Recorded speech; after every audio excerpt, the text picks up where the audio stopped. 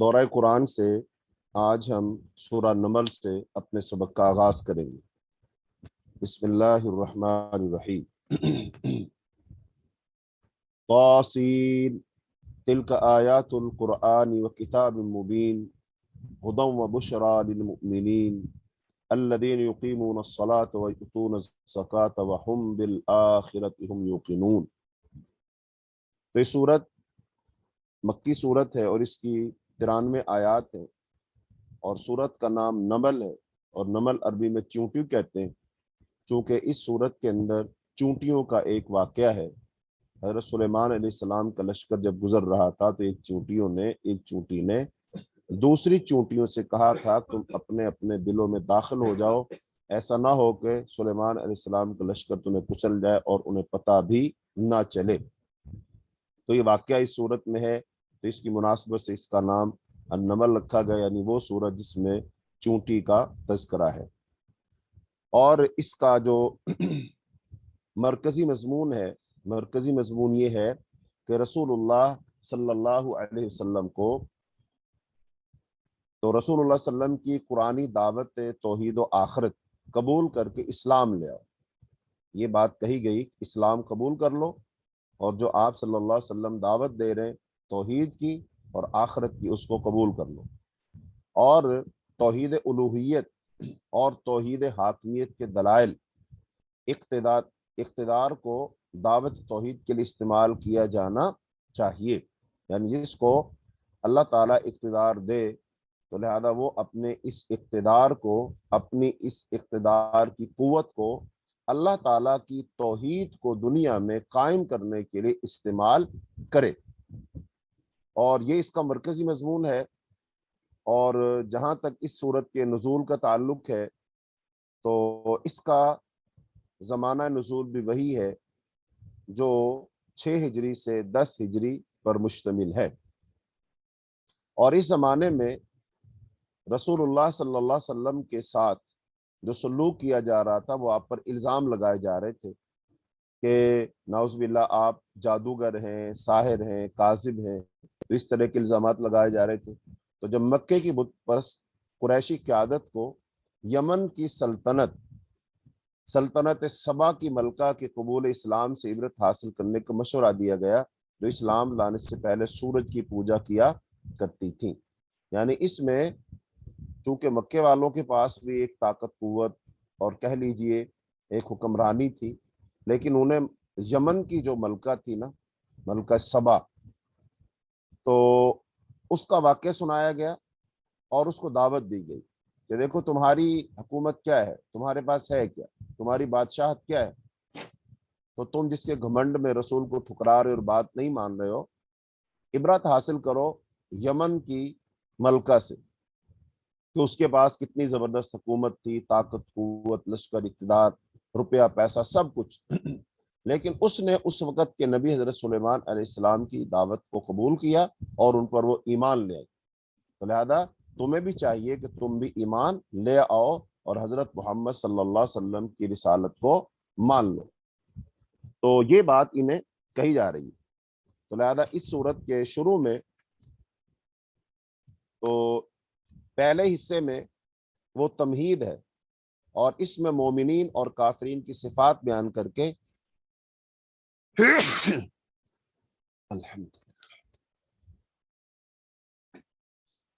اس میں مومنین اور کافرین کی صفات بیان کر کے قرآن کا تعارف پیش کیا گیا ہے کہ یہ قرآن کتاب مبین کی آیات ہیں، مومنین کے لیے ہدایت اور بشارت ہے۔ تو اب دیکھیں اس میں ہدایت اور بشارت دو لفظ استعمال کیے گئے، ہدن و بشرا۔ اس کا مطلب ہدایت بھی ہے، بشارت بھی ہے، ہدایت رہنمائی، جیسا کہ قرآن پاک کے شروع کے ہمارے جو اسباق تھے تمہیدی، ان کے اندر یہ بات سمجھائی گئی تھی کہ انسان کی بنیادی ضرورت ہدایت ہے۔ اور ہدایت کس کے لیے چاہیے؟ ہدایت چاہیے تاکہ انسان اپنے ازلی اور ابدی گھر جنت میں پہنچ جائے، چونکہ جو شخص گھر اپنے واپس صحیح پہنچ گیا تو وہ کامیاب ہے، جیسا کہ اللہ نے فرمایا فمن زحزح عن النار وادخل الجنۃ فقد فاز۔ تو اب وہ جو ہدایت ہے وہ خاص طور پر کیا ہے کہ اس ہدایت کی راہ سے بھٹکانے والی چیز وہ ہے شرک ہے، اس کے ساتھ ساتھ توہم پرستی ہے، بدعات اور خرافات ہیں، آبا پرستی ہے، باپ دادا کے دین کو ماننا ہے، رسوم و رواج کی پیروی، ساری چیزیں ہیں جو انسان کو اس راہ ہدایت سے بھٹکاتی ہیں۔ تو لہذا ہدایت دی گئی کہ قرآن ہے، یہ اللہ کی طرف سے سیدھا رستہ ہے، تو لہذا اب اس کے مطابق چلتے جاؤ گے تو تم تمام قسم کی گمراہیوں سے بچ کر اپنے اصلی گھر جنت میں داخل ہو جاؤ گے، اور یہی کامیابی ہے۔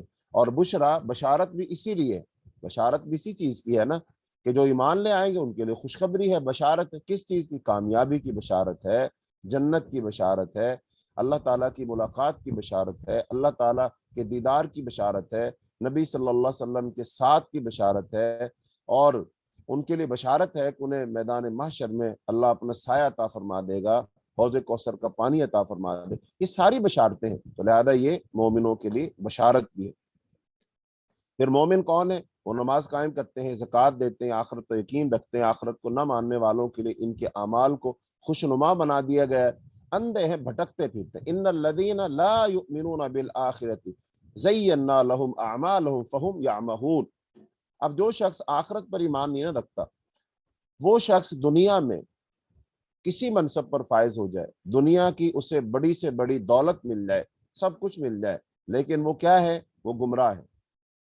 دنیا کی چکا چوند نے، دنیا کی زیب و زینت نے، ہریالی نے، مٹھاس نے اس کو گمراہ کر لیا، اور وہ دنیا کے دام فریب میں آ گیا، تو لہذا یہ شخص ناکام ہی، اندھا ہے، اسے صحیح حقیقت نظر نہیں آ رہی۔ اور پھر ایسے لوگوں کے لیے بری سزا ہے اور آخرت کا خسارہ ہے۔ رسول اللہ صلی اللہ علیہ وسلم کو بتایا گیا کہ آپ یہ قرآن علیم و حکیم ہستی کی طرف سے پا رہے ہیں، یعنی کہ آپ کو جو قرآن دیا جا رہا ہے یہ اللہ کی طرف سے، جو علیم بھی ہے، حکیم بھی ہے۔ فرمایا وَإِنَّكَ لَتُلَقَّى الْقُرْآنَ مِن لَّدُنْ حَكِيمٍ عَلِيمٍ۔ اس کے بعد دوسرے حصے میں آیت نمبر 7 سے آیت نمبر 14 میں یہ حضرت موسیٰ علیہ السلام کا قصہ بیان کیا گیا کہ دعوت توحید حاکمیت دی گئی ہے، کہ اللہ تعالیٰ کی حاکمیت کو مانو، کہ اس کائنات پر اکیلے اللہ کی حاکمیت ہے، اس کو تم مان لو، اور طاغوت کے انجام سے خبردار کیا گیا، یعنی اللہ کے علاوہ جس کی بھی دنیا میں عبادت کی جاتی ہے وہ طاغوت ہے، تو لہذا جو شخص اس کی پیروی کرے گا، بات مانے گا، اس کا انجام کیا ہوگا؟ یقیناً تباہی ہے۔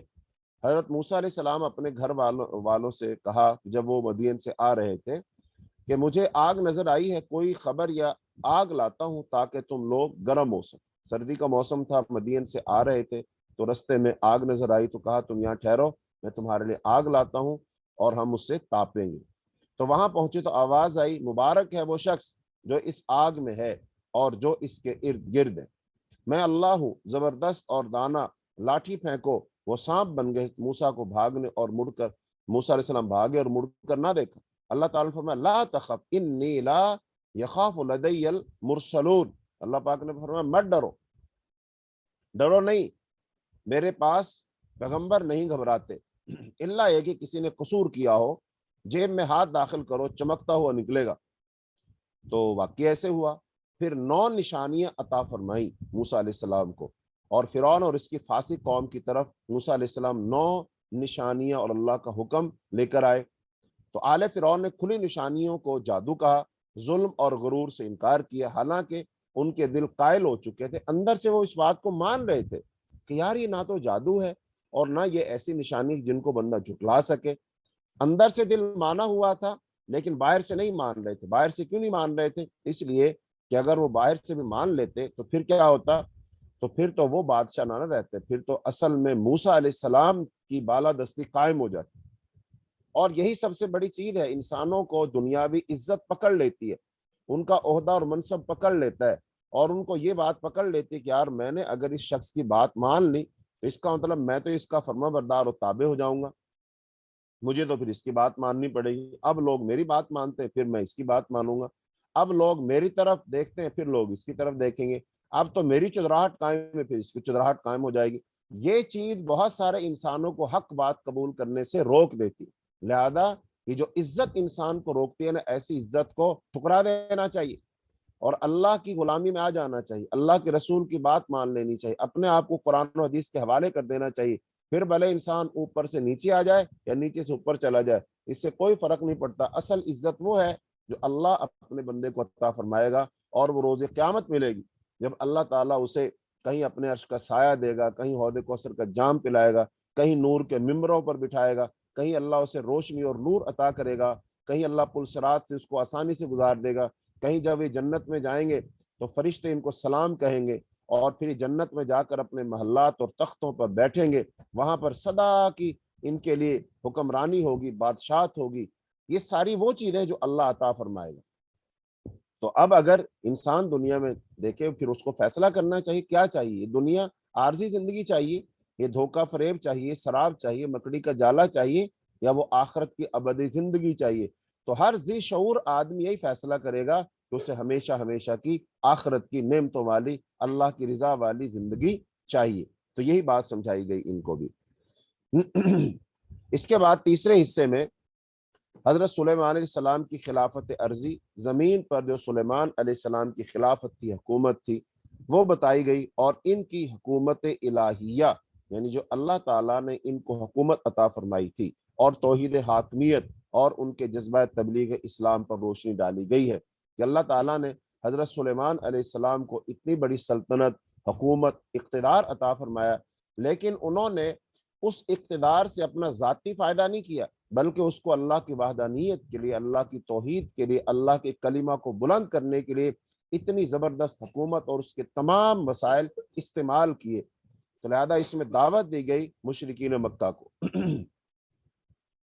تو اللہ تعالیٰ نے حضرت داؤد، حضرت سلیمان کو علم دیا، دونوں نے اس فضیلت پر شکر ادا کیا۔ حضرت داؤد کے وارث حضرت سلیمان ہوئے، انہیں پرندوں کی بولی سکھائی گئی، ہر طرح کی انہیں چیزیں عطا کی گئیں۔ حضرت سلیمان کے لیے جن، انسان اور پرندوں کے لشکر جمع کیے گئے، اور وہ ضبط میں رکھے جاتے تھے، انہیں کنٹرول میں رکھا جاتا تھا۔ حشر علی سلیمان جنودہ من الجن والانس والطیر فہم یوزعون۔ ایک دن کوچ کر رہے تھے، چونٹی کے بل پر پہنچے تو ایک چونٹی نملۃ نے باقی چونٹیوں سے کہا بل میں گھس جاؤ، کہیں سلیمان کے لشکر تمہیں کچل نہ دے۔ حضرت سلیمان مسکرائے اور کہا اے اللہ مجھے قابو میں رکھ، رب اوزعنی، تاکہ تیرے احسان کا شکر ادا کرتا رہوں جو مجھ پر اور میرے والدین پر ہوا، ایسا عمل کروں جو تجھے منظور ہو۔ اور پھر فرمایا وَأَدْخِلْنِي بِرَحْمَتِكَ فِي عِبَادِكَ الصَّالِحِينَ، اللہ اپنی رحمت سے مجھے اپنے خاص بندوں میں داخل فرما۔ حضرت سلیمان علیہ السلام نے پرندوں کا جائزہ لیا، ایک جاسوس ہدہد کو غائب پایا، فرمایا میں اس کو سخت سزا دوں گا، اگر معقول وجہ نہ بتائی تو اسے سزا کے طور پر میں ذبح ہی کر دوں گا۔ اچھا، اب اس میں جو چونٹیوں کا مسئلہ ہے نا، تو چونٹیوں نے، اس سے یہ پتہ چلا چونٹیاں بھی اللہ کے رسولوں کو پہچانتی ہیں۔ تو یہ تو صرف انسان ہوتا ہے جو انکار کرتا ہے، لیکن دنیا میں جو انسان اللہ کا رسول ہوتا ہے، چونٹیاں بھی رسولوں کو پہچانتی ہیں۔ اور دوسری بات، چونٹیاں بھی یہ جانتی ہیں کہ جو انسان ہوتا ہے نا وہ غیب نہیں جانتا، اس لیے چونٹی نے کہا کہ ایسا نہ ہو سلیمان علیہ السلام کا لشکر تمہیں کچل لے اور تمہیں انہیں پتہ بھی نہ چلے۔ اور تیسرا یہ کہ چونٹیاں بھی اللہ تعالیٰ کی وحدانیت، نبیوں کی رسالت اور نبوت کو وہ سمجھتی ہیں۔ تو اس کا مطلب جب اتنی حقیر سی مخلوق ایک اللہ تعالیٰ کے پیغمبر اور رسول کو سمجھتی ہے، اس کی رسالت کو تسلیم کرتی ہے، اللہ کی وحدانیت کو مانتی اور سمجھتی ہے، پھر اس سمجھدار، عقل مند، اشرف المخلوق انسان کو کیا ہوا؟ یہ نہ تو رسولوں کی رسالت کو مانتا ہے اور نہ اللہ تعالیٰ کی توحید کو مانتا ہے جیسے ماننے کا حق ہے۔ تو گویا کہ ایسے انسانوں سے تو چونٹیاں ہی بہتر ہوں۔ اس کے بعد ہدہد کا واقعہ بیان کیا گیا کہ ہدہد غائب تھا، یعنی کہ جب سارے پرندوں کو، انسانوں کو، جنوں کو سلیمان علیہ السلام کے دربار میں حاضر کیا گیا اور آپ آئے، آپ نے جائزہ لیا، تو ہدہد نہیں تھا۔ تو ہدہد نہیں تھا تو آپ نے پوچھا ہدہد کہاں ہے؟ تو وہ غائب ہے۔ اس سے یہ پتہ چلا حضرت سلیمان علیہ السلام بھی غیب نہیں جانتے تھے، حالانکہ اللہ پاک نے ان کو حکومت عطا فرمائی تھی، جن ان کے تابع تھے، ہوائیں ان کے تابع تھیں، اور انسان ان کے تابع تھے، پرندے ان کے تابع تھے، لیکن غیب وہ بھی نہیں جانتے۔ مگر نہ ایسے کیسے ہو سکتا ہے؟ خود سلیمان علیہ السلام جانتے ہو ہدہد کہاں ہے اس ٹائم، وہ تو ملکہ سبا کے دیش میں ہے، وہ تو وہاں پھر رہا ہے، وہاں سے معلومات اکٹھی کر رہا ہے، اور خود پوچھ رہے ہو، اور پھر ساتھ یہ کہہ رہے ہو اگر وہ آیا اور اس نے اپنی کوئی معقول وجہ نہ بتائی غائب ہونے کی، میں اسے سزا دوں گا۔ اس سے یہ پتہ چلتا ہے کہ حضرت سلیمان علیہ السلام غیب نہیں جانتے تھے۔ ہاں، اللہ تعالیٰ وحی کے ذریعے سے اپنے نبیوں کو غیب کی باتیں بتا دے، یہ بالکل الگ بات ہے۔ تو بہرحال حدود نے کہا میں نے یمن، جب وہ آیا نا حدود تو پھر اس کو پیش کیا گیا، تو اس سے پوچھا گیا ابھی تم کہاں تھے؟ تو پھر اس نے اپنی وجہ بتائی کہ میں کیوں غائب تھا، کہاں تھا۔ حدود نے کہا میں نے یمن کی قوم سبا کے متعلق وہ معلومات حاصل کی ہیں جو آپ کے علم میں نہیں۔ حضرت سلیمان علیہ السلام کے پاس بھی علم غیب نہ تھا، یہ اس سے واضح ہو گیا۔ حدود کہہ رہا کہ آپ کو اس کا علم نہیں، مجھے پتا ہے۔ سلیمان علیہ السلام یہ نہیں کہا گستاخ، خبردار، خاموش ہو جاؤ، ایسے کیسے ہو سکتا ہے، تم ایک پرندے ہو، تمہیں تو کچھ باتوں کا پتہ ہو اور میں اللہ کا پیغمبر ہوں، مجھے پتہ نہ ہو، یہ نہیں کہا۔ تو حدود نے بتایا کہ وہاں ایک عورت حکمران ہے، ہر قسم کے سر و سامان اور تخت یعنی عرش عظیم کی مالک ہے، اور اس کی قوم سورج کو سجدہ کرتی ہے اور وہ راہ سے بھٹکی ہوئی ہے، اور عرش عظیم تو اللہ کا ہے۔ اللہ اکبر۔ اس کا مطلب ہدہد کو بھی یہ بات معلوم تھی کہ سورج کو سجدہ کرنا غلط ہے، یہ شرک ہے، اس لیے فرمایا وہ بھٹکی ہوئی ہے اور عرش عظیم تو اللہ کا ہے۔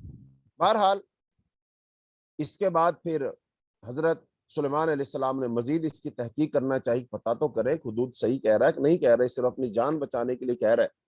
تو در حقیقت عرش عظیم کا مالک اللہ تعالیٰ ہے، جس کے سوا کوئی الہ نہیں۔ اللہ لا الہ الا ہوا رب العرش العظیم۔ حضرت سلیمان نے حدود سے کہا دیکھتے ہیں کہ تم نے سچ کہا یا نہیں، یعنی دوسرے ذرائع سے تصدیق کرتے ہیں۔ یہ میرا خط لے جاؤ، انجان طریقے سے ڈال دو، پھر ان کا رد عمل دیکھو۔ خط میں اسلام قبول کرنے کی دعوت تھی۔ یہ خط سلیمان علیہ السلام کی طرف سے تھا، بسم اللہ سے آغاز تھا، انہو من سلیمان و انہو بسم اللہ الرحمن الرحیم۔ مجھ پر بالادستی علوب نہ جتاؤ اور مسلم ہو کر حاضر ہو جاؤ۔ ملکہ سبا نے سرداران قوم سے مشورہ مانگا۔ جب یہ خط گیا تو ملکہ سبا نے اپنی قوم کے سرداروں کو، فوجی کمانڈروں کو بلایا اور ان کے سامنے ساری صورتحال رکھی اور ان سے مشورہ مانگا۔ انہوں نے کہا ہم طاقتور ہیں، یعنی ہم مقابلہ کر سکتے ہیں، فوج ہمارے پاس ہے، سب کچھ ہمارے پاس، لیکن فیصلہ آپ کے ہاتھ میں ہی ہے۔ ملکہ نے کہا بادشاہ جب کسی ملک میں گھس آتے ہیں تو اسے خراب کرتے ہیں اور عزت والوں کو ذلیل کرتے ہیں۔ میں ایک تحفہ ہدیہ بھیج کر دیکھتی ہوں کہ وہ مطلب کہ وہ کیسا آدمی۔ تو حضرت سلیمان علیہ السلام کے پاس جب وہ ہدیہ تحفہ پہنچا تو انہوں نے کہا مال سے میری مدد کرنا چاہتی ہو؟ میرے پاس اللہ کا دیا ہوا بہت ہے، تمہارا تحفہ تمہیں مبارک ہو، یہ تحفہ واپس کر دو۔ حضرت سلیمان علیہ السلام نے دھمکی دی ہم ایسے لشکر لے کر آئیں گے جس کا وہ مقابلہ نہیں کر سکیں گے۔ پھر درباریوں سے پوچھا کون ملکہ سبا کا تخت لاتا ہے؟ ایک عفریت جن نے کہا میں کبھی اور امین ہوں، اس سے پہلے کہ آپ اپنی جگہ سے اٹھیں میں لاتا ہوں۔ تو سلیمان علیہ السلام نے کہا نہیں، اس سے بھی جلدی چاہیے، کون لا سکتا ہے؟ تو پھر ایک صاحب علم بیٹھا تھا، لیکن ایک دوسرے صاحب علم جو کتاب نے کہا میں پلک جھپکنے سے پہلے لے آتا ہوں۔ قال الذي عنده علم من الكتاب انا آتیک به قبل ان يرتد عليك طرفك، کہ آپ کی نظر اٹھائیں، نظر واپس نہیں آئے گی، اس سے پہلے لے آؤں گا۔ عرش یعنی تخت یمن سے فوراً فلسطین لایا گیا، تخت یمن سے فوراً فلسطین لایا گیا، یعنی کہ ملکہ یمن میں تھی اور سلیمان علیہ السلام کا جو تخت تھا وہ کہاں تھا؟ فلسطین میں۔ حضرت سلیمان علیہ السلام نے اللہ کا شکر ادا کیا اور فرمایا یہ میرے لیے شکر اور ناشکری کا امتحان ہے، ھذا من فضل ربی لیبلونی ان اشکر ام اکفر۔ ملکہ سبا یمن سے فلسطین آئی، حضرت سلیمان کے محل میں داخل ہوئی، شیشے کے فرش کو پانی کا حوض سمجھ کر پائنچے چڑھا لیے۔ بالآخر سورج کی پرستش کرنے والی یہ ملکہ سبا اپنے شرک اور ظلم کا اقرار کر کے مسلمان ہو گئی۔ قالت رب انی ظلمت نفسی واسلمت مع سلیمان للہ رب العالمین۔ تو یہ سلیمان علیہ السلام اور ملکہ سبا کا واقعہ بیان کر کے سمجھایا گیا مشرکین مکہ کو کہ دیکھو اس کے پاس سب کچھ تھا، لیکن اس کو جب حقیقت سمجھ آ گئی تو اس نے یہ نہیں کہا کہ اگر اب میں نے سلیمان علیہ السلام کی بادشاہت کو قبول کیا تو میری بادشاہت تو ختم ہو جائے گی، میری چودراہٹ تو ختم ہو جائے گی، لہذا میں کیوں قبول کروں۔ یعنی کہ وہ ضد، اناد اور حسد میں نہیں پڑی، بلکہ اس نے حقیقت کو جانا، سمجھا اور پھر اس کو قبول کر لیا۔ یہی سمجھداری اور دانش مندی ہے۔ تو لہذا مشرکین مکہ کو یہی دعوت دی جا رہی ہے کہ اگر اس ملکہ نے سب کچھ ہونے کے باوجود حقیقت کا اعتراف کر لیا، اور عقل کے اندھو تم بھی حقیقت کا اعتراف کرو، تمہارے پاس بھی اللہ کے رسول حضرت محمد صلی اللہ علیہ وسلم آئے ہیں، ان کی رسالت و نبوت تم پر واضح ہو چکی ہے، لہذا ان کی اتباع کرو، ان پر ایمان لے کر آؤ اگر سلامتی چاہتے ہو، وگرنہ تمہیں تباہ و برباد کر دیا جائے گا۔ اس کے بعد چوتھے حصے میں آیت نمبر 45 سے آیت نمبر 53 میں حضرت صالح اور ان کی قوم کا تذکرہ ہے اور ان کے ظلم کے انجام پر روشنی ڈالی گئی ہے۔ اس کے بعد 5ویں حصے میں آیت نمبر 54 سے 58، اس میں حضرت لوط علیہ السلام کی قوم کی بدعمالیوں اور ان کی ہلاکت کا تذکرہ ہے۔ اور پھر اور اس میں ساتھ ساتھ اس بات کا تذکرہ بھی ہے کہ حضرت جو صالح علیہ السلام ہو یا حضرت لوط علیہ السلام، ان کی قوموں نے ان کو دھمکیاں دی کہ ان کو یہاں سے نکال دو، تو جس میں اشارہ اس طرف کہ اس سے پہلے بھی انبیاء اور ان کے ماننے والوں کو نکالا گیا، یعنی وہ ہجرت پر انہیں مجبور کر دیا گیا، جیسا کہ لوط علیہ السلام کی قوم نے کہا تھا۔ حضرت لوط پر انہوں نے پاک بازی کی پھپتی کسی، فرمایا انہم اناس یتطہرون، فرمایا یہ تو بڑے نیک لوگ ہیں، ہم برے لوگ ہیں ان کے نزدیک، یہ نیک لوگ ہیں، اس کا مطلب ہے بھائی نیک لوگوں کو یہاں سے نکال لو، چلو بھائی چلو، تو ہم برے لوگوں میں نہیں رہ سکتے، کہیں اور جا کر اپنی بستی بساؤ۔ یعنی چاہیے تو یہ تھا کہ حضرت لوط نے اپنی قوم کو فحاشی اور بدکاری سے روکا، عورتوں کی بجائے مردوں سے شہوت رانی پر گرفت کی، لیکن قوم لوط نے حضرت لوط اور ان پر ایمان لانے والے مسلمانوں کو جلا وطنی کا حکم دیا۔ چاہیے تو یہ تھا کہ ان کا احترام اور اکرام کرتے، شکریہ ادا کرتے کہ یہ ہمیں اچھی بات بتا رہے ہیں، الٹا ان کا مذاق اڑایا اور ان کو نکالنے کی دھمکی دی۔ اللہ نے حضرت لوط اور لوط علیہ السلام اور ان کے گھر والوں کو بچا لیا۔ بدکاری پر مٹی کے بدکاروں پر مٹی کے پتھروں کی بارش کی گئی۔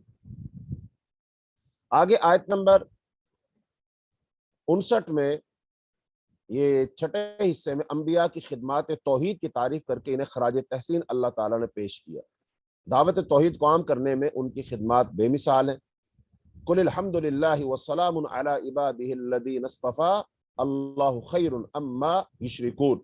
ان میں پہلے توحید حمد کا ذکر ہے، پھر اوپر ذکر کردہ حضرت موسیٰ، حضرت داؤد، سلیمان، حضرت صالح، حضرت لوط جیسے منتخب بندوں کو خراج تحسین پیش کیا گیا۔ آخر میں مشرکوں کے ضمیر کو بیدار کرنے کے لیے سوال کیا گیا، کیا اللہ بہتر ہے یا یہ نام نہاد معبود اور یہ شریک بہتر ہیں؟ تو یہ مضمون قرآن پاک میں کئی جگہوں پر بیان کیا گیا ہے۔ اللہ تعالیٰ نے سوالیہ استفہامی انداز اپنایا ہوتا ہے۔ اس کے بعد آیت نمبر 60 سے آیت نمبر 69 تک اس میں دلائل توحید الوہیت و حاکمیت کہ اللہ تعالیٰ الہ ایک ہے اور اللہ تعالیٰ ہی اس کائنات کا حاکم ہے، وہ بیان کیے گئے، اور دلائل رد شرک الوہیت و حاکمیت ہیں۔ ایسے دلائل پیش کیے گئے جن سے وہ شرک کرتے تھے اللہ کی الوہیت اور حاکمیت، اس کا رد کیا گیا، اور فرمایا گیا کہ یعنی کہ قدرت، طاقت، ربوبیت اور اختیار کی دلیلیں فراہم کرنے کے بعد 5 مرتبہ یہ سوال کیا گیا، کیا اللہ کے ساتھ کوئی اور ہستی بھی الوہیت میں شریک ہے؟ الہ مع اللہ، کیا اللہ کے ساتھ کوئی اور الہ ہے؟ اس طرح شرک الوہیت، شرک حاکمیت، شرک اختیار، شرک ربوبیت وغیرہ کی دلیلوں سے اس کی تردید کی گئی۔ مشرکین کو صاف صاف خبردار کیا گیا کہ آخرت کا علم ان سے کھو گیا ہے، اسی لیے وہ شک کے اندھیروں میں بھٹک رہے، اس لیے وہ ایسے سوال کرتے ہیں کہ ہم اور ہمارے باپ دادا قبروں سے کس طرح اٹھائے جائیں گے، یا آخرت کو افسانہ قرار دیتے ہیں۔ تو مشرکین کو دھمکی دی گئی کہ اللہ تعالیٰ انہیں بھی پچھلی قوموں کے مجرمین کی طرح ہلاک کر سکتا ہے، لیکن اگر اللہ انہیں ہلاک نہیں کر رہا تو اس کا مطلب ہے یہ ان پر اللہ کا خصوصی فضل ہے، تو انہیں اللہ کے اس خصوصی فضل کا شکر ادا کرنا چاہیے، نہ کہ اس کو اپنی سرکشی کی دلیل بنا لے، دیکھو ہم نے یہ کیا وہ کیا، ہم تو تباہ و برباد نہیں نہ ہوئے، تو لہٰذا اس کا مطلب ہم صحیح ہیں، اور اگر تم کہتے ہو کہ ہم غلط ہیں، اللہ تعالیٰ ہم سے ناراض ہے، ہم اللہ کی نافرمانی کر رہے، تو پھر اس کا مطلب ہم پر عذاب آ جانا چاہیے، اس کا مطلب عذاب لے آؤ، اس طرح وہ کافر کہا کرتے۔ اس کے بعد 8ویں حصے میں آیت نمبر 70 سے آیت نمبر 93 میں رسول اللہ صلی اللہ علیہ وسلم کو تسلی دے کر مناظر آخرت بیان کیے گئے ہیں اور شرک کے انجام سے خبردار کیا گیا۔ رسول اللہ صلی اللہ علیہ وسلم کو تسلی دی گئی ہے کہ مشرکین مکہ کی سازشوں سے دل گرفتہ ہونے کی ضرورت نہیں ہے، آپ کو پریشان ہونے کی ضرورت نہیں ہے۔ وَلَا تَحْزَنْ عَلَيْهِمْ وَلَا تَكُنْ فِي ضَيْقٍ مِّمَّا يَمْكُرُونَ۔ وعدے کا دن کب ہے؟ شاید قریب ہے، یعنی کہ وعدے کے دن سے مراد قیامت کا دن، وہ قریب ہے۔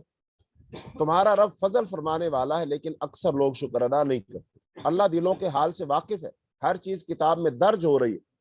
آخری کتاب قرآن کے بارے میں انکشاف کیا گیا کہ یہ بنی اسرائیل کے اختلافی مسائل کے بارے میں صحیح موقف بیان کر رہی ہے۔ ان ھذا القرآن یقص علی بنی اسرائیل اکثر الذی ہم فی یختلفون، اور مومنین کے لیے قرآن ہدایت اور رحمت ہے۔ وَإِنَّهُ لَهُدًى وَرَحْمَةٌ لِّلْمُؤْمِنِينَ، रसूल सल्लल्लाहु अलैहि वसल्लम को अल्लाह पर ही भरोसा और तवक्कुल करने का हुक्म दिया गया कि मुशरिकीन दावत कुरान के सिलसिले में मुर्दा हैं, बहरे हैं, अंधे हैं। जाहिर है आप सल्लल्लाहु अलैहि वसल्लम मुर्दों को नहीं सुना सकते, भागने वाले बहरों को नहीं सुना सकते, ना अंधों को रास्ता दिखा सकते। हाँ, अहले ईमान फर्मा बरदारों को कुरान सुना सकते हैं जो इस आखिरी हिदायत पर तवज्जो देने के लिए तैयार है।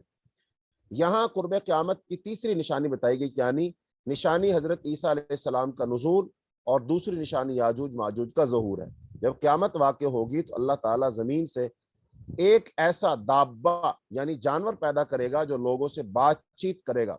फरमाया अल्लाह ताला, व इज़ वक़अल क़ौलु अलैहिम अख़रजना अलैहिम दाब्बतम मिनल अर्ज़ तुकल्लिमुहुम।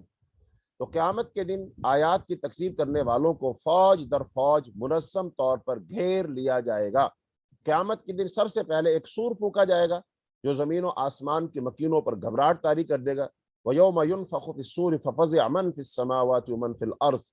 काफिर औंधे मुंह आग में झोंके जाएंगे और नेक लोग क़यामत के दिन हर किस्म की घबराहट से महफूज होंगे। और सूरत के आखिर में रसूलुल्लाह सल्लल्लाहु अलैहि वसल्लम को मंदरज झैल बातों के ऐलान का हुक्म दिया गया कि आप ये ऐलान कर दें। नंबर 1, मुझे बलद हराम के रब की बंदगी का हुक्म दिया गया है, मुझे मुस्लिम बनने का हुक्म दिया गया है। ए मोहम्मद सल्लल्लाहु अलैहि वसल्लम कुरान सुनाते जाइए और फरमाया कह दीजिए मैं तो सिर्फ खबरदार करने वाला हूँ, इसी की हम्द है। जल्द अल्लाह ताला ऐसी अलामात जाहिर करेगा कि लोग हक की मार्फत हासिल कर लेंगे। सयुरीकुम आयातिही फतअरिफूनहा। काफिरों को धमकी दी गई कि अल्लाह ताला इनके करतूतों से बेखबर नहीं है। वमा रब्बुका बिगाफिल अम्मा तअमलून। तो लिहाजा इस सूरत का जो मरकजी मजमून था वो मुख्तलिफ दलाइल से मुख्तलिफ कौमों के अहवाल बयान करके वो समझाया गया मुशरिकीन मक्का को कि तौहीद उलूहियत और तौहीद हाकमियत के दलाइल फराहम कर दिए गए, इन पर गौर करो, इनको समझो और फिर ईमान लाओ। और रसूलुल्लाह सल्लल्लाहु अलैहि वसल्लम की कुरानी दावत तौहीद और आखिरत कबूल करके इस्लाम लाओ और इख्तिदार को दावत तौहीद के लिए इस्तेमाल करना चाहिए। यानी अगर अल्लाह ताला ज़मीन में तुम्हें इख्तिदार बख्शता है, अल्लाह ताला तुम्हें क़ुव्वत अता करता है, तो लिहाजा उस क़ुव्वत और इख्तिदार और ताकत के ज़रिए से क्या करो, अल्लाह की ज़मीन पर अल्लाह का निज़ाम, अल्लाह की ज़मीन पर अल्लाह की तौहीद, अल्लाह के बंदों को इंसानों की गुलामी से छुड़ाकर अल्लाह की बंदी और गुलामी में लाओ। ये असल काम। इसके बाद सूरह कसस है, ये भी मक्की सूरत है और इसकी 88 आयात है और इसका ज़माना नुज़ूल भी यही है। और इसका मरकजी मजमून क्या है, उलू फिल अर्ज़ और फसाद फिल अर्ज़ से बचो, यानी ज़मीन में सरकशी तकब्बुर करने से और ज़मीन पर बिगाड़ और ख़राबी और फसाद करने से बचो, वरना फ़िरौन और क़ारून जैसा इंजाम होगा। तो लिहाजा इस सूरत में अल्लाह रब्बुल आलमीन ने ख़ास तौर पर फ़िरौन और उनका जो इक़्तिदार था उसको बयान किया और उनके इस इक़्तिदार में हज़रत मूसा अलैहिस्सलाम की विलादत का ख़ास तौर पर तज़किरा किया कि देखो जो अल्लाह चाहता है ना वो होता है। दुनिया का बड़े से बड़ा बादशाह भी जो वो चाहे वो नहीं कर सकता, बिल आखिर अल्लाह ताला की हिकमत, अल्लाह ताला की तदबीर, अल्लाह ताला का फैसला ही गालिब आता है। ये बात समझाई गई इस सूरत के अंदर। तो बिस्मिल्लाहिर रहमानिर रहीम, सूरत के शुरू में अल्लाह ताला ने मूसा अलैहिस्सलाम की पैदाइश का तज़किरा किया और फ़िरौन की सरकशी और बगावत का तज़किरा किया कि कैसे वो एक गिरोह को ज़मीन में ताकतवर बनाता था और एक को कमज़ोर बनाता। अब जाहिर बात है जिसको वो कमज़ोर बना रहा है वो उसका दुश्मन है और वो बनी इसराइल है, लेकिन अल्लाह ताला उसी कमज़ोर कौम को ताकतवर बनाने का इरादा फरमा लेता है। तो जब अल्लाह ताला ने कमज़ोरों को ताकतवर बनाने का फैसला फरमा लिया, अब कौन है जो अल्लाह ताला के इस फैसले में रुकावट डाल सके? बिलाखिर होगा तो वही जो अल्लाह चाहेगा। तो अब इस वाक़या में मुशरिकीन मक्का को भी नसीहत की जा रही है और मुसलमानों को भी बात समझाई जा रही है कि तुम इस वक्त कमज़ोर हो ना, और तुम पर ये जुल्म सितम करते हैं और ये चाहते हैं कि तो ज़मीन में तुम्हें पीस दें, तुम्हें ख़त्म कर दें, अपना गुलाम बना ले, मातहत बना ले, ये यही चाहते हैं। लेकिन याद रखो अल्लाह ताला ने फैसला फरमा लिया कि अल्लाह ताला इज्जत तुम्हें देगा, अल्लाह ताला इक़्तिदार तुम्हें देगा, अल्लाह ताला गलबा तुम्हें देगा। ये मक्का और ये सरजमीन अरब, ये सारी अल्लाह रब्बुल आलमीन तुम्हें बख्शेगा। लेकिन अब देखो ये सब होता कैसे है, तुम तो अपनी आंखों से ये सब कुछ होता हुआ वक्त के साथ साथ देखोगे لیکن تمہاری تسلی کے لیے تمہیں ماضی کا ایک واقعہ سنا دیا جاتا ہے جس سے تمہیں یقین آ جائے گا کہ اللہ تعالیٰ کی ہر بات سچی ہوتی ہے، اللہ تعالیٰ کی ہر بات حق ہے، سچ ہے۔ تو سنو پھر ایک واقعہ، سورہ قصص، بسم اللہ الرحمن الرحیم، طاسین، یہ حروف مقطعات ہیں، ان کا معنی مفہوم اللہ تعالیٰ ہی بہتر جانتا ہے۔ تلک آیات الکتاب المبین، یہ واضح کتاب کی آیات ہیں۔ ہم آپ کو موسیٰ اور فرعون کا کچھ حال ٹھیک ٹھیک سناتے ہیں، اور ان لوگوں کے لیے جو ایمان لاتے ہیں۔ بے شک فرعون نے زمین میں سرکشی کی، یعنی مصر میں تھا نا فرعون، اور اس نے اہل مصر کے کئی گروہ بنا دیے۔ ان میں سے ایک گروہ یعنی بنی اسرائیل کو ضعیف جان کر اس نے دبا رکھا تھا، اور وہ ان کے بیٹے ذبح کرتا، ان کے بیٹے زندہ رکھتا، بلا شبہ وہ فسادیوں میں سے تھا۔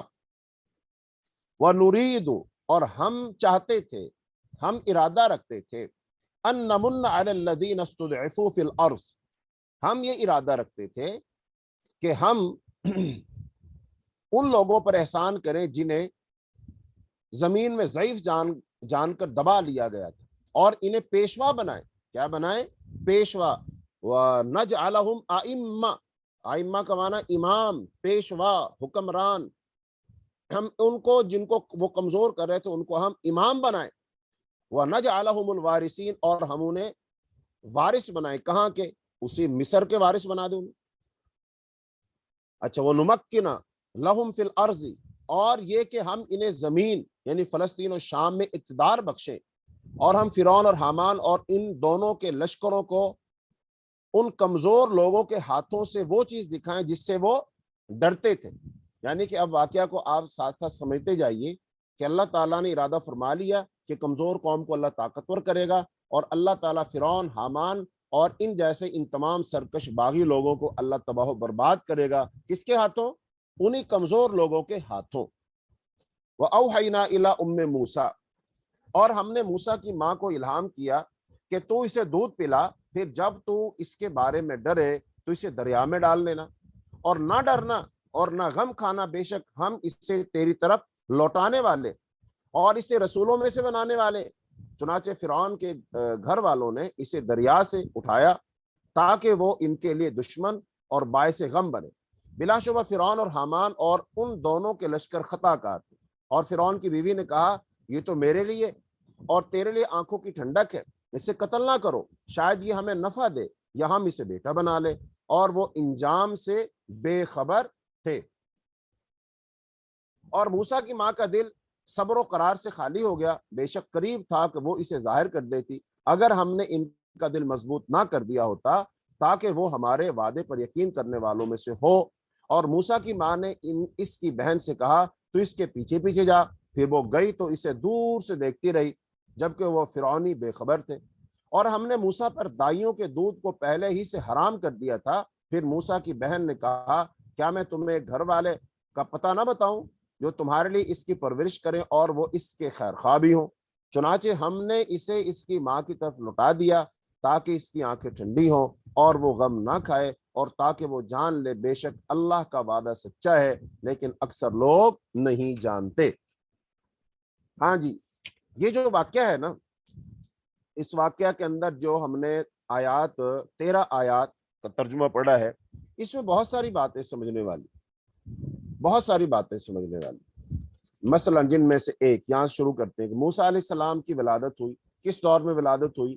کہ جب فرعون جو تھا بچوں کو قتل کرتا تھا، وہ چاہتا تھا کوئی بچہ پیدا ہی نہ ہو، جیسا کہ مفسرین لکھا اس نے کہ وہ خواب دیکھا تھا، اور اس خواب میں دیکھا تھا کہ بس میری حکومت ختم ہوگی۔ پھر اس نے اپنے جو خوابوں کی تعبیر بتانے والے کاہن نجومی جو بھی تھے ان سے اس نے پوچھا، تو انہوں نے کہا جی بس کوئی خطرہ ہے، کوئی بچے کی شاید ولادت ہو، لہذا اس نے بچوں کو پھر قتل کروایا اور خوب کروایا تاکہ کوئی بچہ باقی نہ رہے۔ تو ایسے بہت ماضی میں بھی بہت سارے لوگوں نے، بادشاہوں نے ایسا کیا۔ اچھا، موسیٰ علیہ السلام عین اس وقت میں پیدا ہوتے، تو اس کا مطلب اللہ پاک نے موسیٰ علیہ السلام کو پیدا کیا، نہ صرف پیدا کیا بلکہ اس کو بچا کر بھی دکھایا۔ اس کا مطلب اللہ غالب ہے۔ یہ بات سمجھ آ گئی۔ دوسرا، پھر اللہ تعالیٰ نے موسیٰ علیہ السلام کی والدہ سے کیا کہا کہ جب تک تو اسے اپنے پاس رکھنا چاہے رکھ، لیکن جب تجھے خوف محسوس ہونا کہ شاید اس کی جان کو خطرہ ہے، کوئی اسے قتل کر دے گا وغیرہ وغیرہ، پھر تو کیا کرنا؟ اس کو ایک صندوق میں ڈالنا، اور صندوق میں ڈال کر پھر اس کو ڈال دینا سمندر میں۔ قرآن میں تو صاف لفظ یہی ہے کہ فَأَلْقِيهِ فِي الْيَمِّ، تو اسے سمندر میں ڈال دے۔ اچھا اب سمندر میں ڈال دے اور پھر فرمایا وَلَا تَخَافِي وَلَا تَحْزَنِي۔ اب یہ کیسے ہو سکتا ہے کہ ایک ماں اپنے بچے کو سمندر میں ڈال رہی، چھوٹا سا بچہ، اور پھر نہ وہ خوف کرے نہ وہ غم کھائے؟ اللہ اکبر۔ اور پھر اللہ نے فرمایا اِنَّا رَادُّوهُ إِلَيْكِ، ہم تیرے بیٹے کو دوبارہ تیری طرف لوٹا دیں، یعنی ابھی تیرے اور بچے کے درمیان عارضی طور پر جدائی ہو رہی، تو یہاں ہے تیرا بچہ سمندر میں تو نے ڈال دیا تو اس سے جدا ہو گیا۔ اب ظاہری بات ہے تو ڈر رہی کہ وہ ڈوب جائے گا اور یا پھر اس کو سمندر سے کوئی درندہ کھا جائے گا، کچھ بھی ہو سکتا ہے، لیکن اللہ پاک کیا وعدہ فرما رہے ہیں، ہم اسے تیری طرف صحیح سلامت واپس لوٹائیں گے، اس کا مطلب تیرا بچہ محفوظ رہے گا۔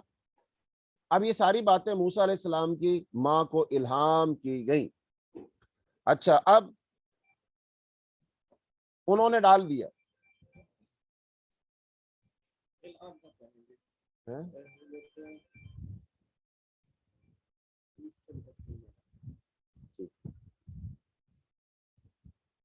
اچھا جی، تو اب موسیٰ علیہ السلام، اب ظاہری بات ہو چھوٹے سے بچے ہیں اس وقت، تو اللہ پاک نے فرمایا ہم اس کو لوٹا دیں گے تیری طرف۔ تو اس کی ماں نے اللہ کی بات مانی اور اس کو سمندر میں ڈال دیا۔ اس کا مطلب موسیٰ علیہ السلام کی ماں نے اللہ کی بات پر یقین کیا۔ تو اس کا مطلب جو لوگ اللہ پر یقین کرتے ہیں اللہ تعالیٰ انہیں مایوس نہیں کرتا، یہ بات سمجھنے والی ہے۔ اب دیکھیں عقل تو اس بات کو نہیں مان رہی، چھوٹا سا بچہ ہے اس کو سمندر میں ڈال دیا جائے کیسے بچے گا؟ یہاں صرف اور صرف یقین ہے، اللہ کی ذات پر بھروسہ اور ایمان ہے، اور اللہ بھی یہی چاہتے ہیں کہ تمہیں اللہ کی ذات پر اندھا یقین ہونا چاہیے، کامل یقین ہونا چاہیے، پورا یقین ہونا چاہیے۔ جو اللہ پاک کہہ دیں ناممکن نظر آ رہا ہے، لیکن بھائی کہہ کون رہا، یہ دیکھو نا اللہ پاک فرما رہے، تو یہ ناممکن کا لفظ انسانوں کے ساتھ بولا جا سکتا ہے، اللہ کے ساتھ ناممکن کا لفظ بولا ہی نہیں جا سکتا، کیونکہ اللہ کے لیے کوئی ناممکن ہے ہی نہیں ہے بالکل۔ جب اللہ کے لیے کوئی ناممکن ہے ہی نہیں تو پھر لہذا اس خاتون نے ام موسیٰ نے یقین کیا اور اللہ کی بات مان کر اس کو سمندر میں ڈال دی۔ اس کا مطلب اب بچہ جانے سمندر جانے اللہ جانے، کہتے ہیں نا فانوس بن کر ہوا جس کی حفاظت کرے وہ چراغ کیا بجھے جسے روشن خدا کرے۔ ہوائی جب فانوس بن جائے پھر وہ دیا کبھی نہیں بجھ سکتا جس کو اللہ تعالیٰ روشن کرنا چاہے۔ تو جس بچے کو اللہ تعالیٰ بچانا چاہے گا اسے نہ سمندر ڈبو سکتا ہے، نہ کوئی درندے کھا سکتے ہیں، نہ فرعون اس کا کچھ بگاڑ سکتا ہے، چونکہ اللہ تعالیٰ بچائے گا۔ تو موسیٰ علیہ السلام کی والدہ محترمہ نے اللہ کی بات پر یقین کیا۔ اچھا اللہ پاک نے ساتھ ایک خوشخبری دی تھی، وَجَعِلُوهُ مِنَ الْمُرْسَلِينَ، ہم اسے نبی بنائیں گے، رسول بنائیں گے۔ اس کا مطلب زندہ رہے گا تو بچے بنے گا نا، اس کا مطلب زندہ رہے گا۔ اچھا پھر اس کے بعد موسیٰ علیہ السلام، اچھا اب دوسری بات یہ ہے کہ اس کو اللہ تعالیٰ موسیٰ علیہ السلام کے گھر بھی تو موسیٰ علیہ السلام کو بچا سکتے تھے، کوئی اور بندہ اٹھا لیتا چلو اس کے گھر بچا سکتے تھے، کوئی دور جنگلوں میں لے جاتا اور وہاں غار میں چھپ جاتا تو وہاں پر بھی تو اللہ پاک بچا سکتے تھے، لیکن جو فرعون بچوں کا قاتل ہے، دشمن ہے، ڈرا ہوا ہے، اللہ نے اسی کے گھر پہنچایا۔ یہ تو اللہ ہے، اسی کو تو اللہ کہتے ہیں، اللہ نے وہیں پہنچایا اس کو، اور پھر جب وہاں پہنچا تو پھر انہوں نے اٹھا لیا، اور جب اٹھا لیا تو پھر قالت امرأۃ فرعون، پھر فرعون کی بیوی نے کہا، کیا کہا کہ یہ تو ہماری آنکھوں کی ٹھنڈک ہے، اس کو قتل مت کرو۔ اس کا مطلب وہ بچوں کو قتل کر رہا تھا تو اس لیے عورت نے کہا نہیں قتل نہ کرو۔ اس کا مطلب اس عورت کے دل میں یہ بات کس نے ڈالی؟ اللہ نے ڈالی۔ تو اس کا مطلب دل اللہ کے اللہ تعالیٰ کی دو انگلیوں کے درمیان، حدیث میں آتا ہے بنی آدم کے دل اللہ کی دو انگلیوں کے درمیان ہے، اللہ جس طرف چاہے اس کو پھیر دے۔ تو دلوں کے حال تو اللہ جانتا ہے، اللہ دلوں میں اگر کسی کی محبت ڈالنا چاہے ڈال لے۔ اب فرعون کے گھر فرعون کی بیوی ہی اس بچے کے لیے وہ محافظہ بن گئی، حفاظ کرنے والی بن گئی کہ جو بچہ آگے جا کر فرعون کے اقتدار کو چیلنج کرنے والا۔ یہ ہے اللہ کہ فرعون کے گھر میں موسیٰ کو پالتا ہے۔ اچھا پھر اس کے بعد اس نے کہا ہم اس کو اپنا بیٹا ہی بنا لیں گے۔ تو پھر ادھر موسیٰ علیہ السلام کے لیے فرعون کے محل میں یہ گفتگو ہو رہی بیٹا بنانے کی، ادھر ماں کا دل تھوڑا پریشان ہو رہا ہے، گھبرا رہا ہے، اور قریب تھا کہ ماں اپنے اس جذبہ محبت کا اظہار کر دیتی، کسی سے بتاتی کہ میرا بیٹا ڈھونڈ کے لاؤ۔ اس کا مطلب یہ پتا چلا اچھا تمہارے ہاں بیٹا پیدا ہوا، یہ ساری باتیں ہونی، اچھا پھر وہ کہاں ہے؟ اس کا مطلب وہ ساری بات تو ظاہر ہو جانی تھی، راز اور سر جو تھا وہ تو فاش ہو جانا تھا۔ لیکن اللہ تعالیٰ نے یہاں بھی پھر اس کے دل کو مضبوط کیا، فرمایا لولا ربطنا علی قلبها، تو پھر وہ بات کو ظاہر کر دی۔ اس کا مطلب اللہ دلوں کو مضبوط کرتا ہے۔ جب انسان اللہ کی اطاعت فرما برداری کرتا ہے تو دل میں بعض دفعہ کمزوری آ سکتی ہے، دل میں کوئی ایسی بات کمزوری والی بات آ سکتی ہے، شیطان وسوسہ اندازی کر سکتا ہے، لیکن جو لوگ اللہ کے لیے مخلص اور خالص ہو جائیں پھر اللہ تعالیٰ ان کے دلوں کو مضبوط کرتا ہے، اللہ تعالیٰ ان کے دلوں کی حفاظت کرتا ہے، اللہ تعالیٰ ان کے دلوں سے ایسے وسوسے اور یہ شیطانی خیالات سارے نکال لیتا ہے۔ تو اس لیے ہمیں اپنے اللہ کی ایسی اطاعت، ایسی بندگی، ایسی فرما برداری کرنی چاہیے کہ ہمارے دلوں کی اللہ تعالیٰ حفاظت فرما دے، ہمارے دلوں میں ماں سوائے اللہ کی ذات کے، اللہ پر ایمان کے، اللہ کی محبت کے، اللہ کی ملاقات کے، اللہ کے دین کے، اللہ کی کتاب کے اور رسول اللہ صلی اللہ علیہ وسلم کی ذات اقدس کے سوا کچھ نہ ہو، ایسے دل منور، روشن، پاکیزہ ہو جائیں تو پھر اللہ تعالیٰ ایسے دلوں کی حفاظت کرتا ہے۔ پھر فرمایا وقالت لأختہ، موسیٰ علیہ السلام کی بہن سے موسیٰ علیہ السلام کی والدہ نے کہا تو جا بھی اس کے پیچھے پیچھے، ذرا دیکھ وہ کہاں جاتا ہے، کہاں ٹھہرتا ہے۔ تو وہ پھر چپ کے پیچھے پیچھے گئی، اور وہ بچہ جب محل میں پہنچا تو وہ بہن بھی محل میں داخل ہو گئی۔ اب ظاہری بات ہے جب فرعون نے اور اس کی بیوی نے فیصلہ کر لیا ہم اس کو بیٹا بنا لیں گے، اب ظاہری بات ہے اس کو تو وہ تو شاہی فرد بن گیا نا، شاہی پروٹوکول مل رہا ہے اس کو۔ دیکھو کہاں سے بنی اسرائیل کے ایک جھونپڑیوں میں پیدا ہوا بچہ اللہ نے محل میں پہنچا دیا، اور اب محل میں اسے شاہی پروٹوکول دیا جا رہا ہے، حالانکہ یہی بچہ آگے جا کر ان کی سلطنت اور حکومت کو چیلنج کرے گا۔ تو اب موسیٰ علیہ السلام چھوٹے سے بچے ہیں، لیکن موسیٰ علیہ السلام اب اگر کسی خاتون کا دودھ پی لیں تو مسئلہ حل ہو گیا نا۔ لیکن اللہ پاک نے فرمایا ہم نے حرمنا علیہ المراضع من قبل فقالت، تو ہم نے دودھ پلانے والیوں کو اس پر حرام کر دیا، یعنی کہ وہ کسی کا دودھ پیئیں گے نہیں۔ اس کا مطلب اس چھوٹے سے بچے کی رہنمائی بھی اللہ پاک کر رہے ہیں کہ اب وہ بچہ دودھ نہیں پی رہا، خواتین آ رہی ہیں، بڑی بڑی عورتوں کو لایا جا رہا ہے، وہ گود میں لیتی ہیں، پستان منہ میں ڈالنے کی کوشش کرتی ہیں دودھ پلانے، لیکن وہ نہیں پی رہا دودھ۔ لیکن اللہ تعالیٰ کی منشا مرضی اور ہے نا کہ اس کو ہم نے جس عورت سے اس کی ماں سے جدا کیا ہے تو لہذا وہی اس کو دودھ پلائے گی۔ تو اب اللہ تعالیٰ کیسے اپنے فیصلے کو، معاملے کو غالب کرتا ہے یہ اللہ خوب جانتا ہے۔ تو وہ جو اس کی بہن موسیٰ علیہ السلام کی ساتھ تھی، اس نے کہا بھائی اگر یہ دودھ نہیں پی رہا ہے تو میں پھر ایک خاتون کا پتہ بتاؤں، شاید اس کا دودھ پی لے، تو اس سے رابطہ کرو۔ اب ظاہری بات ہے اب یہ بچہ تو شاہی مہمان ہے نا، اب اس کے لیے فرعون کی بیوی تگ و دو کوشش کر رہی ہے، تو لہذا وہ تو ساری حکومتی مشینری اس کے کام میں لگ جائے گی۔ فوراً سے پہلے کہا گیا بتاؤ کون ہے وہ۔ تو اب موسیٰ علیہ السلام کی والدہ کی طرف شاہی جو ہے نا سواری بھیجی جا رہی ہے، شاہی لوگ جا رہے ہیں پیغام لے کر، اس کو بلایا جا رہا ہے، اور وہ پھر وہاں سے اب پورے ٹھاٹ باٹ کے ساتھ فرعون کے محل میں آتی ہے۔ اور اب ظاہر بات ہے فرعون کے محل میں اس کو عزت دی جائے گی، احترام دیا جائے گا، چونکہ اس بچے کو دودھ پلائے گی، وہ بچہ چونکہ ان کو بڑا پیارا ہے، تو اب جو بھی اس کی خدمت کرے گا وہ خود بخود پیارا ہو جائے گا۔ اب موسیٰ علیہ السلام کی والدہ جب تشریف لائی ہے، اب ذرا آپ سب لوگ خواتین ہیں، اب ذرا تصور کریں وہ ماں جو گھر بیٹھی فکر مند تھی، پریشان حال تھی، میرا بچہ کہاں ہوگا، کیسے ہوگا۔ اب وہ ماں جب آ کر قدم قدم چل کر کے وہ اپنے بچے کے پاس آ گئی، پھر اپنے بچے کو جب پہلی نگاہ سے اس نے دیکھا ہوگا تو کیسے ماں کی ممتا امڈی ہوگی، کیسے اس کی آنکھوں میں آنسو بھر آئے ہوں گے۔ اور پھر اس کو بٹھایا گیا اور پھر اس کی گود میں اس کا ہی بچہ پرایا سمجھ کر رکھا گیا۔ اب موسیٰ علیہ السلام کی ماں اور پھر موسیٰ علیہ السلام، اب موسیٰ علیہ السلام کا چہرہ ہے، ادھر ماں کی آنکھیں ہیں، اب ماں کی گود میں اس بچے کو دے دیا گیا۔ تو اللہ نے جو منظر کھینچا ہے وہ کیا فرمایا، فرددناہ الی امہ کی تقر اعینھا، چنانچہ ہم نے اسے اس کی ماں کے پاس لوٹا دیا تاکہ اس کی آنکھیں ٹھنڈی ہوں۔ اس کا مطلب اب موسیٰ علیہ السلام کی ماں کی آنکھیں ٹھنڈی ہو رہی، جو جدائی کے غم میں، جدائی کی آگ میں جل رہی تھی، اب اللہ پاک نے ماں کی گود میں بچہ لٹا کر کے آنکھوں کو ٹھنڈا کر دیا، اور فرمایا تاکہ وہ جان لے، وَلِتَعْلَمَ، تاکہ وہ عورت جان لے، موسیٰ کی ماں جان لے، ان وعد اللہ حق، کہ اللہ کا وعدہ سچ ہے۔ کون سا وعدہ سچ ہے؟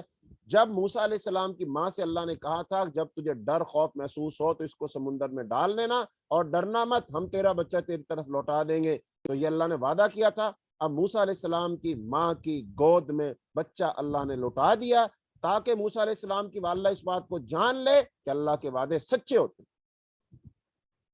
وَلَكِنَّ أَكْثَرَهُمْ لَا يَعْلَمُونَ، لیکن اکثر لوگ اس بات کو نہیں جانتے۔ ہائے، اللہ پاک نے کیا شکوہ کیا یہاں پر انسانوں سے، کیا شکوہ کیا اللہ نے انسانوں سے، کہ اکثر انسان اس بات کو نہیں جانتے کہ اللہ جو وعدہ کرتا ہے وعدہ اللہ کا سچا ہوتا ہے، اللہ اپنا وعدہ پورا کرتا ہے، لیکن شرط کیا ہے؟ پہلے کوئی شخص اللہ سے کیا وعدہ پورا کرے، پھر جب انسان اللہ کی اطاعت فرما برداری کر کے ویسے ویسے کرے گا جیسے جیسے اللہ چاہتے ہیں، پھر اللہ تعالیٰ اپنے وعدوں کو پورا کرتا ہے۔ جیسا کہ قرآن میں اللہ نے فرمایا اوفو بعہدی، تم میرا وعدہ پورا کرو، اوفی بعہدکم، میں تمہارا وعدہ پورا کروں۔ ہائے، یہ بات اگر کاش ہم مسلمانوں کو آج سمجھ آ جائے۔ اللہ تعالیٰ فرماتے کہ تم اپنا مال میری راہ میں خرچ کرو۔ ایک نبی صلی اللہ علیہ وسلم نے ایک حدیث میں فرمایا، میں اللہ کی قسم کھا کر کہتا ہوں صدقہ کرنے سے مال کم نہیں ہوتا، ما نقصت صدقۃ من مال، صدقہ کرنے سے مال کم نہیں ہوتا۔ یہ نبی صلی اللہ علیہ وسلم نے اللہ کے بہاف پر قسم اٹھا کر کہا کہ مال صدقہ کرنے سے مال کم نہیں ہوتا۔ اچھا بتائیے، ہم سے بہت دفعہ کہا جاتا ہے نا کہ اللہ کی راہ میں خرچ کرو، غریبوں پر، مسکینوں پر، مساکین پر، مسجد بنانے میں اور مدرسہ بنانے میں، کنویں کھدوانے میں، تو خرچ کرو، لیکن کیا واقعی ہمارے دل میں یہ خیال آتا ہے کہ میں اپنے مال سے خرچ کر دوں تو میرا مال کم نہیں ہوگا؟ یہی خیال آتا ہے؟ اگر یہ خیال آتا ہے تو بہت مبارک ہے، اور اگر یہ خیال نہیں آتا، دوسرا خیال آتا تو وہ من جانب الشیطان ہے۔ لہذا اللہ کے وعدوں پر یقین کرو، اور اللہ کی راہ میں جن لوگوں کو اللہ نے مال دیا ہے، اور اللہ خوب جانتا ہے جن کو اللہ نے مال دیا ہے، لہذا ان کو چاہیے وہ اللہ کے حکم پر، اللہ کی منشا اور مرضی اور اللہ کے وعدوں پر یقین رکھتے ہوئے وہ اپنا مال اللہ کی راہ میں خرچ کریں، اور اللہ تعالیٰ ان کے مالوں میں اضافہ کرے گا، ان کے مالوں میں کمی نہیں کرے گا۔ تو آپ تمام بہنوں سے گزارش ہے، جیسا کہ 2-3 دن سے اعلان کیا جا رہا ہے کہ ادارہ جو ہے نائجیریا کے اندر وہ کنویں کھدوا رہا ہے پانی کے لیے، وہاں کے مسلمانوں کو تاکہ پانی پینے کے لیے مل جائے، تو اس کار خیر میں آپ تعاون کیجئے، اللہ تعالیٰ کے وعدوں پر یقین کیجئے، اللہ رب العالمین آپ کے مالوں میں اضافہ فرمائے گا، نہ کہ کمی۔ تو اللہ تعالیٰ نے موسیٰ علیہ السلام کی والدہ کا دل ٹھنڈا کر دیا، آنکھیں ٹھنڈی کر دی موسیٰ علیہ السلام کو لوٹا کر کے۔ فلما بلغ اشدہ استوى اتیناہ، اب یہ آگے موسیٰ علیہ السلام کا واقعہ ہے، تفصیلاً واقعہ ہے۔ تو اب اس واقعہ سے، اس شروع والی آیات سے جو بات سمجھ آئی نا، وہ یہ ہے کہ اللہ تعالیٰ جیسے جیسے کہتا چلا جائے ویسے ویسے کرتے چلے جاؤ تو اللہ تعالیٰ ناممکن کو ممکن بنا دے گا۔ تو اب ان ساری باتوں سے خاص طور پر تو اس وقت کے جو مسلمان تھے نبی صلی اللہ علیہ وسلم کے زمان، ان کو تسلی دی جا رہی ہے، واقعہ سنا کر تسلی دی جا رہی ہے، انہیں سمجھایا بتایا جا رہا ہے کہ موسیٰ علیہ السلام کی والدہ انہوں نے یقین کیا، اللہ نے اپنا وعدہ پورا کیا، اللہ تعالیٰ تم سے بھی وعدے فرما رہا ہے، تم بھی اللہ کے وعدوں پر یقین کرو، اور جیسے جیسے اللہ کہتا جائے ویسے ویسے کرتے چلے جاؤ، اللہ تعالیٰ تمہاری آنکھوں کو بھی ٹھنڈا کرے گا، تمہارے دلوں کو بھی سکون، چین اور قرار دے گا۔ اور ساتھ ساتھ اس میں دھمکی ہے مشرکین مکہ کے لیے کہ فرعون جیسے اپنی تمام قوت و تدبیروں کے باوجود موسیٰ علیہ السلام کے غلبے کو روک نہ سکا، ایسے تم بھی حضرت محمد صلی اللہ علیہ وسلم کی دعوت کو اور ان کے دین کو تم روک نہیں سکو گے، ایڑی چوٹی کا زور لگا لو لیکن تم اس کو نہیں روک سکو گے۔ تو بہرحال اب اس کو سمجھنے کے لیے اس سورہ قصص کو 9 حصوں میں ہم تقسیم کریں گے، اور پہلا جو حصہ آیت نمبر 1 سے آیت نمبر 6 تک، اس کے اندر وہی تمہید ہے جو آپ کے سامنے بیان کر دی گئی، اور پھر اس کے بعد آیت نمبر 7 سے آیت نمبر 13 تک موسیٰ علیہ السلام کے بچپن کی داستان بیان کی گئی، ان کی پیدائش کا واقعہ کیسے ہوا۔ پھر اس کے بعد تیسرے حصے میں آیت نمبر 14 سے آیت نمبر 21 میں حضرت موسیٰ علیہ السلام کی جوانی کا واقعہ نقل کیا گیا ہے کہ جوانی کے ابتدائی ایام میں ان سے ایک نادانستہ قتل ہو گیا۔ حضرت موسیٰ کو فوراً احساس ہوا کہ یہ ایک شیطانی عمل ہے، انہوں نے فوراً استغفار کیا اور اللہ تعالیٰ نے بھی انہیں فوراً معاف کر دی. قال رب انی ظلمت نفسی فاغفر لی فغفر له انہ هو الغفور الرحیم. واقعہ یہ تھا موسیٰ علیہ السلام ایک دن نکلے تو جو ایک فرعونی تھا اور ایک بنی اسرائیل میں سے شخص تھا وہ لڑ رہے تھے. تو جو بنی اسرائیل میں سے تھا اس نے موسیٰ علیہ السلام سے مدد مانگی. موسیٰ علیہ السلام ان کو چھڑانے کے لیے گئے تو جو فرعونی تھا ظاہری بات ہے اس کو بڑا تکبر اور غرور تھا, وہ نہ مانا. تو فَوَقَذَهُ موسیٰ, تو موسیٰ علیہ السلام نے اسے گھونسا مارا. موسیٰ علیہ السلام نے اس کو مکہ مارا, گھونسا مارا. فَقَضَىٰ عَلَيْهِ, اور وہ موسیٰ علیہ السلام کے گھونسے سے مارا گیا, مر گیا. چونکہ نبی جو ہوتا ہے اس میں 40 مردوں کی طاقت ہوتی ہے نا, تو اس کو گویا کہ 40 مردوں کی طاقت کے ساتھ ایک گھونسا پڑا اور وہیں پر مر گیا. تو پھر موسیٰ علیہ السلام نے اللہ تعالیٰ سے معافی مانگی. اللہ تعالیٰ کی طرف سے مغفرت کا جو ہے خوشخبری سنا دی گئی. اس کے بعد موسیٰ علیہ السلام نے احسان مندی کے اعتراف میں اللہ سے عہد کیا کہ آئندہ ہرگز کبھی مجرموں کا حمایتی نہ بنوں گا. حکومت کے ایک آدمی موسیٰ کو اطلاع دی کہ حکمران ان کے قتل کی سازش کر رہے ہیں. چنانچہ موسیٰ علیہ السلام نے مصر سے مدین کی طرف ہجرت کی. یعنی کہ ایک بندہ آیا اور آ کر کہا تم نے کام کیا ہے نا, اور تمہارا راز فاش ہو چکا. راز فاش ایسے ہوا تھا اگلے دن دوبارہ پھر وہی ایک بندہ تو مارا گیا نا, لیکن جو موسیٰ علیہ السلام کی قوم کا بندہ تھا وہ پھر کسی سے لڑ رہا تھا اور اس نے پھر مدد مانگی. تو موسیٰ علیہ السلام جب اس کی طرف آئے نا, اس نے سمجھا آج موسیٰ علیہ السلام مجھے ہی مار دیں گے. تو موسیٰ علیہ السلام مجھے ہی مار دیں گے, تو انہوں نے کہا اچھا تو مجھے بھی اس طرح قتل کرنا چاہتے ہو جس طرح تم نے کل اس بندے کو قتل کیا تھا. تو یہاں سے راز فاش ہو گیا. تو لہذا پھر اللہ پاک نے موسیٰ علیہ السلام سے کہا یہاں سے ہجرت کر جاؤ. کہاں کی طرف؟ مدین کی طرف. تو یہاں مسلمانوں کو, مکے کے مسلمانوں کے پیغام دیا جا رہا ہے کہ نبیوں نے بھی ہجرتیں کی ہیں, لہذا تم بھی ہجرت کے لیے اپنا ذہن بنا لو, تمہیں بھی ہجرت کرنی پڑ سکتی ہے. اس کے بعد آیت نمبر 22 سے آیت نمبر 28 تک اس میں موسیٰ علیہ السلام کی 10 سالہ جو مدین میں آپ رہے, تو وہاں اس واقعے کی طرف روشنی ڈالی گئی ہے کہ موسیٰ علیہ السلام کی فطری قائدانہ صلاحیتوں پر روشنی ڈالی گئی. مدین پہنچ کر انہوں نے محض اللہ کی خوشنودی اور خدمت خلق کے جذبے کے تحت 2 کمزور لڑکیوں کی مدد کی, جن کے بارے میں کہا جاتا ہے حضرت شعیب علیہ السلام کی بیٹیاں تھیں, اور ان کے جانوروں کو پانی پلایا. پھر ان دونوں سے بے نیاز ہو کر ایک سائے کی طرف رخ کیا, اور پھر ایک اجنبی مقام پر دیار غیر میں اللہ کے سامنے اپنے ہاتھ پھیلا دیے کہ اے میرے رب, اے میرے پالنے والے, جو بھی خیر تو نے میرے مقدر میں لکھی ہے اس کا میں محتاج. رب انی لما انزلت الی من خیر فقیر. دعا قبول ہوئی اور ان میں سے ایک لڑکی شرماتی ہوئی آئی, کہا میرے والد آپ کو مزدوری دینا چاہتے ہیں. موسیٰ نے ان لڑکیوں کے والد کو مصر کے حالات تفصیل سے بتائے اور بنی اسرائیل پر فرعون کے مظالم کی داستان سنائی. لڑکی کے والد نے کہا کہ نجوت من القوم الظالمین, تو نے ظالم قوم سے نجات پا لی, یعنی تو یہاں امن میں.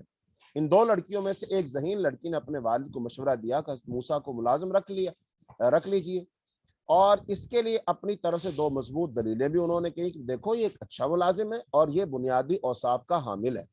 تو ایک ملازم کو اس کے اندر کیا کیا خوبیاں ہونی چاہیے؟ نمبر 1 وہ طاقتور اور قوی ہو, یعنی قوت والا ہو, اور دوسرا وہ امانت دار ہو. تو لہذا اس میں دونوں صفتیں موجود ہیں, تو لہذا اس کو آپ رکھ لیجئے. تو حضرت موسیٰ علیہ السلام کی جرت اور ان کے تقوی کے علاوہ ان کے تعلق باللہ کا وہ مشاہدہ خاتون کر چکی تھی. 8 یا 10 سال کی ملازمت پر ایک لڑکی سے ان کے نکاح پر اتفاق ہو گیا. ذالک بینی و بینک, تو شادی ہو گئی.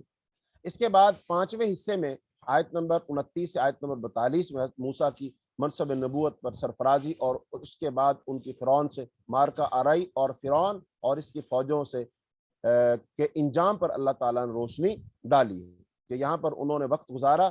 اور اس کے بعد موسیٰ علیہ السلام جب یہاں سے جا رہے تھے تو پھر وہ جب وادی مقدس میں پہنچے تو وہاں پر انہوں نے آگ دیکھی, اور جب آگ دیکھی تو انہوں نے کہا کہ میں جاتا ہوں اور آگ لاتا ہوں. تو وہاں پر پھر اللہ پاک نے ان کو نبوت عطا فرما دی. اور اس کے بعد آیت نمبر 43 سے آیت نمبر 60 میں رسول اللہ صلی اللہ علیہ وسلم سے خطاب ہے, اور قریش کو وارننگ دی گئی کہ ان کے رویے بھی, قریشیوں کے جو رویے ہیں, مکے والوں کے رویے بھی وہ کیا ہیں, وہ فرعونی ہے, اور انہیں بھی شاید اسی انجام سے دوچار ہونا پڑے. قریش مکہ نے رسول اللہ صلی اللہ علیہ وسلم کو جادوگر کہا تھا, بالکل اسی طرح جس طرح موسیٰ اور ہارون کو جادوگر کہا گیا. قریش کے سرداروں کو چیلنج کیا گیا کہ ان سے صاف کہہ دیا جائے قرآن سے بہتر کتاب لا کر دکھاؤ, اور ایسا ممکن نہیں, میں خود اس کتاب کی پیروی کروں گا, ورنہ اس کا مطلب یہ ہوگا کہ تم لوگ خواہشات نفس کے پیروکار ہو. یعنی جیسے فرعون نے کہا تھا نا موسیٰ علیہ السلام سے تم جادوگر ہو، پھر ان کے مقابلے کے لیے چیلنج کیا گیا، ایسی اللہ تعالیٰ نے فرمایا اچھا اگر نبی جادوگر ہے تو چلو تم پھر مقابلہ کر لو اس کا، تو لاؤ تم بھی قرآن بنا کر ایسا لاؤ، تو لہٰذا تم قرآن بنا کر نہیں لا سکتے، جیسے فرعون ناکام ہوا ایسے مشرکین مکہ بھی ناکام ہوئے۔ اس کے بعد قریش مکہ کو غیرت دلائی گئی کہ تم سے تو بعض اہل کتاب جیسے حبشہ کے عیسائی بادشاہ نجاشی زیادہ بہتر ہیں، وہ ایمان لا چکے ہیں، ان کی ثابت قدمی کی وجہ سے انہیں دوہرا اجر دیا گیا۔ یہ لوگ برائی کو بھلائی سے دفع کرتے ہیں، لغو سے اعراض کرتے ہیں۔ وَإِذَا سَمِعُوا اللَّغْوَ أَعْرَضُوا عَنْهُ، جاہلوں کو سلام کہتے ہیں، ان سے الجھتے نہیں۔ تو مشرکین مکہ کو احساس دلایا گیا خانہ کعبہ کی وجہ سے اللہ تعالیٰ نے شہر کو ایک پرامن جائے قیام بنایا، ہر قسم کے پھلوں سے رزق پہنچایا، اس کا بندوبست کیا۔ تو مشرکین مکہ کو دھمکی دی گئی کہ تم کس کھیت کی مولی ہو، تم سے پہلے کتنے ہی مغرور وہ بادشاہ اور ان کی تہذیبیں اور معیشتیں سب کی سب تباہ ہو گئی ہے، لہذا تم اپنی معیشت پر نہ اتراؤ اور اپنی بادشاہت پر نہ اتراؤ، تم سے پہلے بڑے بڑے بادشاہ وہ اللہ کے غضب کا شکار ہو چکے ہیں، ایسا نہ ہو تم بھی اللہ کے غضب کا شکار ہو جاؤ۔ اس کے بعد آیت نمبر 61 سے آیت نمبر 75 میں اللہ تعالیٰ کی توحید کے دلائل پیش کیے گئے جو کہ قرآن پاک کا وہ بنیادی موضوع ہے۔ اس کے بعد 8ویں حصے میں آیت نمبر 76 سے آیت نمبر 82 میں وہ ایک موقع پرست سرمایہ دار قارون کی فرعون کی طاغوتی حکومت سے تعاون کی سچی داستان بیان کی گئی ہے۔ یہ قارون بنی اسرائیل میں سے تھا اور موسیٰ کا چچا زاد بھائی تھا۔ موسیٰ علیہ السلام کے والد ہارون اور قارون کے والد دونوں بھائی تھے اور ان کی وہ ان کی اولاد میں سے، لیکن مفادات کی خاطر قارون فرعون اور اس کی آمرانہ مشینری سے جا ملا۔ ایسا ہوتا ہے، انسان مفاد پرست ہو کر اپنے خونی رشتے ناتوں کو چھوڑ کر اپنے لوگوں کے دشمن بن جاتے ہیں، تو اس نے بھی ایسا ہی کیا۔ قارون اس قدر دولت مند تھا کہ اس کے خزانوں کی کنجیاں بھی ایک طاقتور جماعت لے کر چلا کرتی تھی۔ حضرت حافظ ابن کثیر رحمۃ اللہ علیہ نے لکھا ہے جو قارون تھا نا، اس کے خزانوں کی چابیاں 60 خچروں پر لادی جاتی تھیں، 60 خچروں پر صرف اور صرف چابیاں۔ تو آپ خود اندازہ لگا لیجئے وہ خزانے کتنے ہوں گے جن کی چابیاں 60 خچروں پر، تو وہ خزانے تو کم از کم کتنے ہی خچروں پر لادے جاتے ہوں گے، لیکن پھر اللہ تعالیٰ نے اس کو اس کی دولت سمیت غرق کر دیا۔ اور جب یہ نکلا تھا نا تو لوگ کہہ رہے تھے ہائے کیا زندگی ہے، کیا ٹھاٹ واٹ کی زندگی ہے، ہمیں بھی کاش ایسا ٹھاٹ واٹ اور مال و دولت دیا جاتا۔ لیکن جب اللہ نے اسی کو ان کے سامنے تباہ و برباد کیا، زمین میں غرق کر دیا، تو اللہ پاک نے اس کو عبرت کا نشان بنا دیا انہی لوگوں کے لیے کہ جو لوگ طاقت قوت مال و دولت اقتدار اور اختیار رکھتے ہوں، لیکن اگر اللہ کے نافرمان باغی اور سرکش ہیں تو اللہ جب چاہے انہیں تباہ و برباد کر سکتا ہے، اللہ تعالیٰ کو روک نہیں سکتا۔ تو اس میں دھمکی ہے مشرکین مکہ کے لیے کہ تم بھی اللہ کی زمین پر چلتے ہو نا، جب اللہ قارون کو غرق کر سکتا ہے تو اللہ تمہیں بھی زمین میں دھنسا سکتا ہے، لہذا انسان بنو اور رسول پر ایمان لے کر آؤ۔ اور آخری حصے میں فرعون کے جرم علو فی الارض اور اس کا اعادہ کیا گیا اور بتایا گیا کہ دنیاوی عذاب پانے والے متکبر فوجی حکمران آخرت کے گھر سے بھی محروم رہے گا، وہ متقی نہیں تھا، یعنی نہ صرف دنیا میں تباہ و برباد ہوا بلکہ آخرت میں بھی تباہ و برباد ہوگا۔ اور رسول اللہ صلی اللہ علیہ وسلم کو ہدایت کی گئی کہ بھلائی کا بدلہ اس سے بہتر بھلائی اور برائی کا بدلہ برائی کے برابر ہی دیا جائے، اگر دینا ہے تو قرآن کو فرض کیا گیا ہے، قرآن کو فرض کیا گیا، یہ بہترین انجام کو پہنچانے والی کتاب ہے۔ رسول اللہ صلی اللہ علیہ وسلم کو شرک سے بچتے ہوئے اپنے رب کی طرف دعوت دینے کا حکم دیا گیا، قریش مکہ کے سرداروں کی معاونت سے منع کیا گیا۔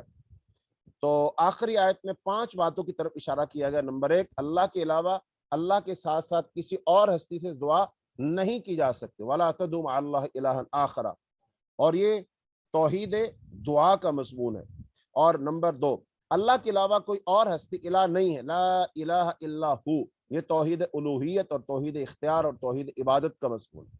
اور تیسری بات، اللہ خالق ہے، اس کے علاوہ کچھ ہے وہ مخلوق ہے، اس کے علاوہ جو کچھ ہے وہ مخلوق ہے، صرف اللہ ہی کے لیے بقا ہے، باقی تمام مخلوقات کے لیے فنا ہے، کل شیء ہالک الا وجہہ۔ اور چوتھی چیز، اللہ تعالیٰ ہی حاکم حقیقی ہے، کسی فرعون کو زمین پر اللہ تعالیٰ کے قانون سے بے نیاز ہو کر حکومت کرنے کا حق نہیں ہے، لہ الحکم، اللہ تعالیٰ کا ہی حکم ہے، اس میں توحید تشریع ہے، قانون ہے۔ اور 5ویں بات، اللہ تعالیٰ آخرت برپا کرے گا، نیک لوگوں کو جزا اور فرعونوں کو سزا سے دوچار کرے گا۔ وإلیہ ترجعون، اور تم نے اللہ کی طرف لوٹ کر ہی جانا ہے۔ یہ توحید قدرت اور توحید اختیار ہے۔ تو اللہ پاک نے یہ ساری باتیں بیان کر کے جو سورت کا مرکزی مضمون ہے کہ انسان کو تکبر اور فساد فی الارض سے بچنا چاہیے، ورنہ فرعون اور قارون کی طرح وہ دنیاوی عذاب سے بھی دوچار کیا جا سکتا ہے اور آخرت کے عذاب میں بھی اسے مبتلا کیا جائے گا۔ اس کے بعد سورہ عنکبوت ہے، یہ بھی مکی صورت ہے جس کی 69 آیات ہیں، اور اس کا زمانہ نزول وہ تقریباً 590 کے شروع میں، اوائل میں یہ نازل ہوئی، جب مسلمان منکرین آخرت اور مشرکین کے ظلم و ستم کا شکار تھے، اور مسلمانوں کو ہجرت اور دیگر آزمائشوں کے لیے تیار کیا گیا۔ فرمایا گیا ان ارضی واسعہ، کہ میری زمین جو ہے بہت وسیع ہے، اور ان کمزور مسلمانوں اور منافقین مکہ کو تنبیہ کی گئی کہ جو ہجرت حبشہ کے لیے متردد تھے، جو ہجرت کرنا نہیں چاہ رہے تھے، انہیں تنبیہ کی گئی۔ تو اس کا مرکزی مضمون پھر کیا ہے؟ اہل توحید کو آزمائشوں سے گزرنا پڑتا ہے۔ اہل توحید کو جب بھی دنیا میں کہیں بھی اور کسی بھی وقت توحید کا کوئی شخص نعرہ لگائے گا، اس کو آزمایا جائے گا، مشکلات آئیں گی، پریشانیاں آئیں گی، لوگ اس کے خلاف ہوں گے، لوگ اس کو قتل کرنے کی سازشیں کریں گے، لوگ اس کو اپنے ہاں سے نکالنے کی کوشش کریں گے۔ لہذا ان کو اللہ پر توکل اور بھروسہ کرتے اور ڈٹ جانا چاہیے اور توحید کی بات کرنی چاہیے۔ کسی جو ہے نا لی تو لال کا شکار نہیں ہونا چاہیے، مصلحت کا خام خواہ کا شکار نہیں ہونا چاہیے۔ اگر ان کے پاس طاقت ہے، قوت ہے، اقتدار ہے، افراد ہیں، ملک ہے، سب کچھ ہے، تو اس توحید پرست آدمی کے ساتھ کون ہے؟ اللہ ہے۔ تو جو اللہ ہے وہ سب پر غالب ہے، تو جس کے ساتھ اللہ، اس کو ڈرنے کی کوئی ضرورت نہیں ہے۔ اللہ پاک فرماتے ہیں لوگوں سے مت ڈرو، مجھ سے ڈرو۔ تو اس کا مطلب پھر توحید پرست آدمی کسی مصلحت کا شکار نہیں ہوتا، بلکہ وہ اللہ کی توحید، اللہ کی ذات، اللہ کا تعارف ڈٹ کر پیش کرتا ہے، اور باقی اللہ انہی لوگوں کو کامیاب بھی پھر کرتا ہے۔ تو اس صورت کو سمجھنے کے لیے بھی ہم مختلف حصوں میں اس کو تقسیم کر لیتے ہیں۔ پہلا حصہ، اس میں 9 مسلم صحابہ کو بتایا گیا کہ آزمائشیں آ کر رہیں گی، یعنی یہ مت سمجھنا کہ بس تم ایمان لے آئے تو بس اب تم کامیاب ہو گئے، نہیں، آزمایا جائے گا، آزمائشیں آئیں گی، محض آمنا کہنے پر چھوڑ نہیں دیا جائے گا۔ پچھلے مسلمان بھی آزمائے گئے، آزمائشوں سے گزرے۔ مقصد آزمائش سچوں اور جھوٹوں کی پہچان کرنا ہے۔ برے اعمال کرنے والے اللہ تعالیٰ کی گرفت سے بچ نہیں سکتے۔ تو اللہ پاک نے قرآن میں فرمایا نا، کیا تم نے یہ گمان کر لیا کہ تم نے ایمان کہہ دیا تو بس تمہیں چھوڑ دیا جائے گا؟ نہیں، چھوڑا نہیں جائے گا، بلکہ تمہاری آزمائش کی جائے گی۔ اس کا مطلب عام طور پر یہ ذہن ہے کہ جو بہت نیک آدمی ہوتا ہے، متقی ہوتا ہے، عبادت گزار ہوتا ہے، پرہیزگار ہوتا ہے، بس اس پر تو کوئی پریشانی آنی نہیں نہ چاہیے، کوئی مشکل آنی نہیں چاہیے، اس کو تو کبھی بیمار نہیں ہونا چاہیے، اس کا تو کبھی کوئی ایکسیڈنٹ نہیں ہونا چاہیے، اس کے تو کبھی کوئی نقصان نہیں ہونا۔ عام طور پر یہ سوچ ہے، یہ سوچ درست نہیں ہے۔ ارے بھائی، اللہ تعالیٰ ان کو ہی آزماتا جن کے پاس ایمان ہوتا ہے۔ نبی جو ہوتے ہیں سب سے زیادہ نیک، متقی، پرہیزگار ہوتے نہیں ہوتے، لیکن سب سے زیادہ آزمائشیں تو نبیوں کو آتی ہیں۔ تو کیا کہو گے؟ نبیوں نے کوئی قصور کیا ہوتا ہے، کوئی گناہ کیا ہوتا ہے؟ نعوذ باللہ، نعوذ باللہ، نہیں کیا ہوتا، لیکن اللہ انہیں آزماتا ہے۔ تو ایسے ہی ان کے بعد جن کا ایمان، نبیوں جیسا ایمان تو کسی کا نہیں ہو سکتا، لیکن اب نبیوں جیسا، نبیوں کے قریب قریب جن کا ایمان ہوگا، یعنی جس کا ایمان جتنا مضبوط ہوگا، بڑا ہوگا، زیادہ ہوگا، اسے اتنا ہی زیادہ آزمایا جائے گا۔ یہ اللہ کا قانون ہے۔ قرآن میں اللہ نے فرمایا وَلَنَبْلُوَنَّكُمْ بِشَيْءٍ مِّنَ الْخَوْفِ وَالْجُوعِ وَنَقْصٍ مِّنَ الْأَمْوَالِ وَالْأَنفُسِ وَالثَّمَرَاتِ وَبَشِّرِ الصَّابِرِينَ۔ اللہ نے فرمایا ہم ضرور تمہیں آزمائیں گے۔ اور آزمائش کا مطلب صرف اور صرف سزا دینا ہی نہیں ہوتا، بلکہ جب اللہ اہل ایمان کو آزماتا ہے تو بعض دفعہ اللہ تعالیٰ ان کا امتحان لیتا ہے، آزمائش کرتا ہے، بعض دفعہ اللہ تعالیٰ ان کا درجہ بلند کرتا ہے، بعض دفعہ اللہ تعالیٰ ان کو اجر و ثواب سے نوازنا چاہتا ہے اللہ تعالیٰ، تو اس لیے اللہ تعالیٰ آزماتا ہے۔ ہر آزمائش سزا کے لیے نہیں ہوتی، بعض دفعہ بعض آزمائشیں اللہ کی طرف سے انعام دینے کے لیے ہوتی ہیں، امتحان کے لیے ہوتی ہیں، درجہ بلند کرنے کے لیے ہوتی ہیں۔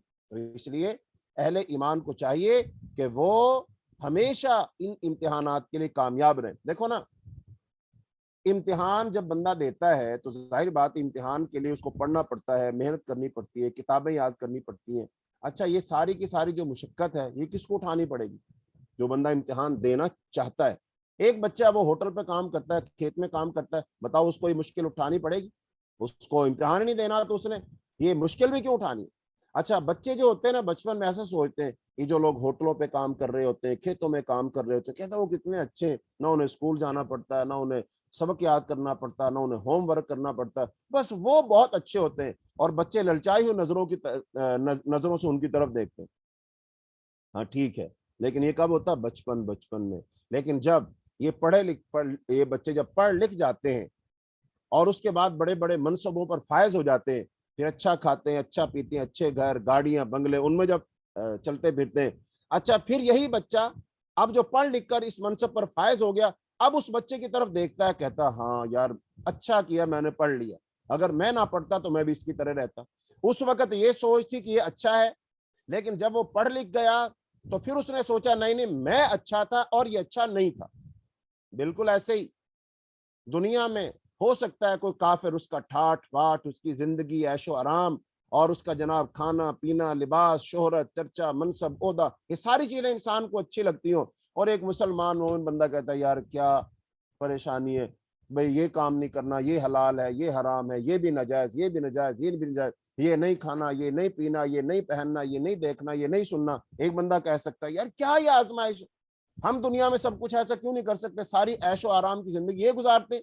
ہاں اب ہمیں ہو سکتا ہے کسی شخص کو وہ اچھے لگتے ہوں، لیکن قیامت کے دن جب اللہ رب العالمین میدان محشر میں اہل ایمان کو عزت بخشے گا، جب اللہ تعالیٰ انہیں جنت میں داخل کرے گا، اور جب اہل جنت پھر اہل جہنم کو دیکھیں گے، پھر وہ کہیں گے ہاں ہم ہی اچھے رہے۔ تو اس لیے دنیا میں ایک بندہ مومن کو اپنی آخرت سامنے رکھ کر دیکھنا چاہیے کون اچھا ہے اور کون برا ہے۔ تو اس لیے اللہ تعالیٰ اپنے بندوں کو آزماتا ہے۔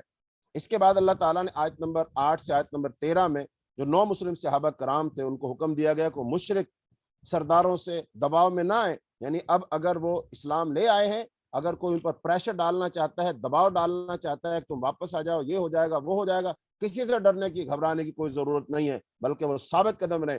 اور اس کے بعد آیت نمبر 14 سے آیت نمبر 40 میں اس میں آزمائشوں کی تاریخ بیان کی گئی، یعنی آزمائشوں کی تاریخ بیان کی گئی کہ اہل ایمان کو سمجھائیں کہ بھائی صرف تم پر یہ آزمائشیں نہیں آ رہی، تم سے پہلے بھی آزمائشیں آئی ہیں۔ اور اس کی اللہ تعالیٰ نے وہی اقوام کا ذکر کیا، حضرت ابراہیم علیہ السلام کا، حضرت لوط علیہ السلام کا، حضرت شعیب علیہ السلام کا، اور یہ سارے نبیوں کا تذکرہ کر کے یہ بات سمجھائی کہ ان پر بھی آزمائشیں آئیں، وہ ثابت قدم رہے، لیکن جو انہیں آزمائشیں دینے والے تھے، انہیں سزائیں دینے والے تھے، وہ تباہ و برباد ہوئے، عبرت کا نشان بنے۔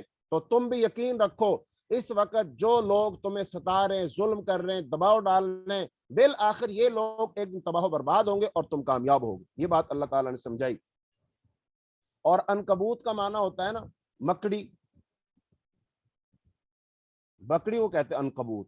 تو پھر اللہ پاک نے آیت نمبر 41 سے آیت نمبر 43 میں مکڑی کی جالے کی مثال دی ہے کہ مکڑی جو ہوتی ہے، اب ظاہری بات ہے وہ جو اپنا جالا بناتی ہے اس کے لیے تو وہ سب سے مضبوط گھر ہوتا ہے نا، لیکن مکڑی کا گھر کبھی مضبوط نہیں ہوتا، وہ سب سے کمزور گھر ہوتا ہے۔ تو اس کو تو ایک انگلی ایسے کرو تو فوراً وہ اس کا سارا جالا وہ جو ہے بکھر جاتا ہے۔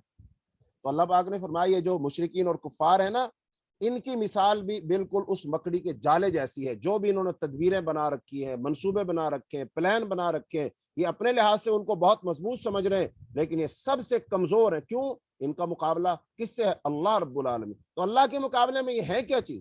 ان کی حیثیت کیا ہے؟ تو لہذا یہ مسلمانوں کو بات سمجھائی جا رہی کہ جیسے تم مکڑی کے جالے سے نہیں نہ ڈرتے اور اس کو کوئی اہمیت نہیں دیتے، بالکل ان کو بھی تم نے اسی طرح کوئی اہمیت نہیں دینی، کوئی نہیں ڈرنا، یہ بھی اتنے ہی کمزور ہے جتنا مکڑی کا جالا کمزور ہوتا ہے۔ اس کے بعد آیت نمبر 44 سے آیت نمبر 55 میں توحید کے دلائل دیے گئے ہیں، اور آیت نمبر 56 سے آیت نمبر 60 میں اس میں ہجرت کا حکم دیا گیا اور رزق کا وعدہ کیا گیا ہے کہ اگر مقامی جگہ پر دین پر عمل درآمد ممکن نہ ہو تو مسلمانوں کو کسی دوسرے مقام کی طرف ہجرت کرنا ضروری ہے۔ یا عبادی الذین آمنوا ان ارضی واسعۃ فایایا فاعبدون، کہ اے میرے وہ بندو جو ایمان لائے ہو، میری زمین بہت وسیع ہے، لہذا تم مجھ سے میری ہی عبادت کرو۔ تو ایمان لا کر عمل صالح اور ہجرت کرنے والوں کے لیے جنت کی بلند و بالا عمارتیں ہیں جن کے نیچے سے نہریں بہتی ہوں گی، کیا ہی عمدہ اجر ہے ان لوگوں کے لیے۔ جنہوں نے مشکل حالات میں صبر کیا اور اپنے رب پر بھروسہ کرتے رہے۔ مسلمانوں کو یقین دلایا گیا کہ ہجرت کے بعد انہیں رزق ملتا رہے گا۔ کتنے ہی جانور ہیں جو رزق اٹھائے نہیں پھرتے، اللہ انہیں بھی رزق دیتا ہے، تمہیں بھی رزق دے گا۔ اللہ پاک نے رزق کا وعدہ فرمایا، اللہ پاک نے ملک کا، عزت کا، ہر چیز کا وعدہ فرمایا، لیکن کب؟ اس امتحان سے گزرنے کے بعد، اس امتحان میں پاس ہونے کے بعد۔ آیت نمبر 61 سے آیت نمبر 68 میں قریش کے خلاف فرد جرم ہے۔ حرم کی نعمت کے باوجود یہ لوگ ناشکری میں مبتلا ہیں۔ دنیا کی زندگی کھیل اور دل کے بہلاوے کے سوا کچھ نہیں، اصل گھر آخرت کا ہے۔ کسی